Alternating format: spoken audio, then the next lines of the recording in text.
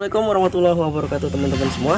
Ya, hari ini gue pengen ngasih satu proses yang perlu lu lakukan ketika lu mengkultur kutu air ya. Tepatnya ini gue lagi ngomongin Daphnia ya teman-teman ya. Karena mengkultur Daphnia sedikit agak berbeda ya dengan Moina ya. Nah, kalau Daphnia itu umurnya lebih tahan lama. Nah, teman-teman bisa lihat di sini. Agak sedikit berbeda teman-teman. Teman-teman bisa lihat di sini. Ini lagi pada meluap ya. Jadi kalau ada yang nanya, "Bang, kalau hujan gimana?" Nah, kalau hujan begini nih, meluap, hilang semua. Ya masih bersisa sih. Nah, kebetulan ini juga gue lagi mau proses bersih-bersih teman-teman. Teman-teman bisa lihat di sini gue mau bersih-bersih dari apa. Nah, gue kasih lihat ya. Oke. Ini dia teman-teman. Jadi gue mau bersih-bersih dari yang namanya Ostracoda. Ostracoda atau kita sebut dengan kutu batu ya. Orang sering nyebut dengan kutu batu. Ini teman-teman bisa lihat. Kurang jelas ya. Kok nggak jelas ya? Bentar. Kita perjelas dulu. Ini kutu batu nih. Nah, ini dia teman-teman. Tuh kelihatan yang warnanya hitam-hitam ya. Ini dia nih. Nah, si kutu batu ini emang mengganggu banget ya. Mengganggu banget ya. Gue pernah bahas sebelumnya tentang kutu batu. Cari aja di video gue sebelumnya.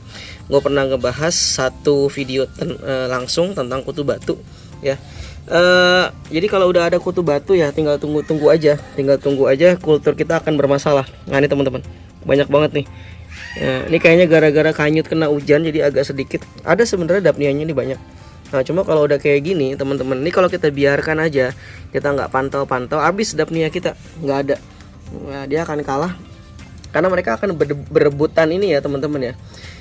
Mereka akan berebutan apa sih kalau bahasa kerennya? Berebutan relung kali ya, berebutan relung, berebutan apa sih? Berebutan tempat, berebutan pakan. Bahkan si Ostracoda ini kadang dia bisa menjadi predator juga. Dia bisa menjadi predator si Daphnia teman-teman. Itu udah banyak banget nih. Tuh, udah banyak banget nih. Kalau udah kayak gini kita udah harus murnikan. Nah, dan untuk bener-bener murni ya, kalau gue sih punya tips ya buat teman-teman. Jadi kalau yang punya loop atau punya mikroskop ya bagusnya pakai loop atau pakai mikroskop. Nah, ini gue udah menggunakan ini teman-teman. Gue udah pakai airnya pun gue pakai air bersih ya teman-teman. Air yang belum terkontaminasi sama sekali. Ini gue kebetulan pakai air hujan yang gue tampung ya. Gue pakai air hujan yang gue tampung. Gue udah taruh di sini ya kan. Nah, semakin banyak semakin baik teman-teman. Siapin tempat yang memang airnya bersih ya kan. Jadi nggak ada kontaminasi. Terus kita serok gitu. Kita serok nanti kita pilihin. Kalau gue sih milihinnya satu-satu teman-teman.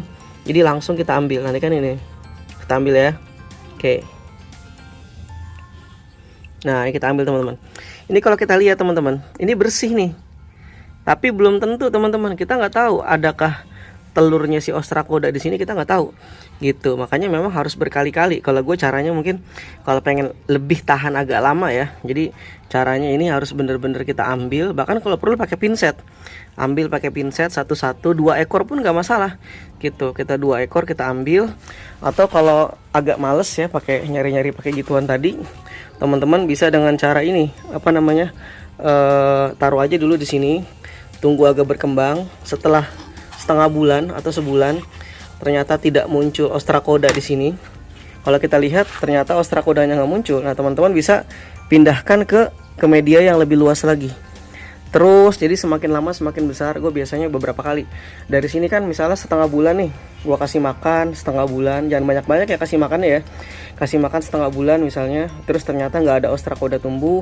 Kalau mau sampai sebulan juga boleh. Semakin lama semakin bagus ya. Yang penting jangan sampai airnya kotor dan jangan sampai dia mati.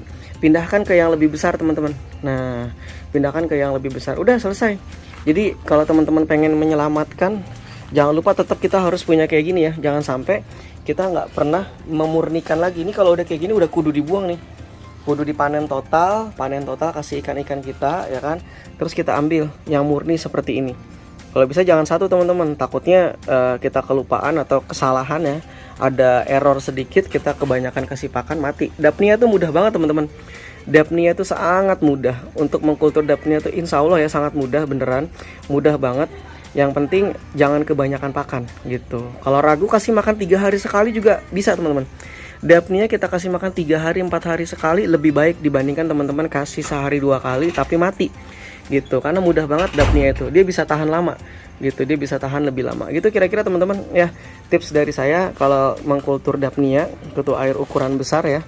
Orang sering nyebutnya kutu air raksasa ya. Kalau udah terkontaminasi oleh kutu batu kelompok Ostracoda, kita udah harus segera murnikan. Kalau enggak ini nggak akan tahan lama teman-teman, ini akan habis gitu. Ane jamin dijamin bakalan habis. Jadi kita harus segera memurnikan. Cara memurnikannya seperti ini teman-teman, ambil sedikit ya, kalau perlu ambil 1 atau 2 ekor saja gitu. 1 ekor pun bisa, cuma kan kalau 1 ekor kelamaan ya. Ambil 1 atau 2 ekor ya kan, kita taruh di sini. Udah, kalau udah kita taruh sini aman, insya Allah dia akan makin banyak. Kalau memang tidak ada kontaminasi ostracoda di sini dari yang kita ambil, nah bisa kita perbanyak. Kalau ada kontaminasi ostracoda, nah berarti kita harus murnikan lagi.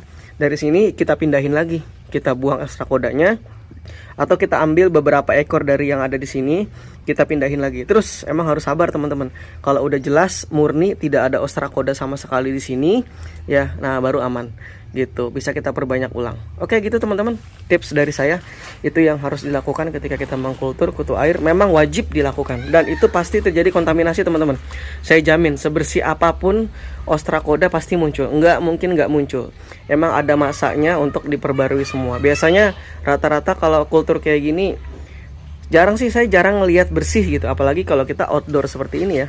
Karena kalau kita outdoor seperti ini kan kontaminasi bisa datang dari mana aja ya. Bisa dari telur burung, dari kotoran burung, dari serangga yang nemplok di situ, dari daun-daunan, kita kan nggak tahu. Dari telur-telurnya ostracoda atau cyclop mungkin yang terbawa ya gitu, atau dari air yang kita gunakan, kita nggak tahu. Jadi banyak banget kontaminasinya gitu. Mungkin itu ya teman-teman ya. Oke, semoga bermanfaat tips dari saya yang itu biasanya saya lakukan. Assalamualaikum warahmatullahi wabarakatuh.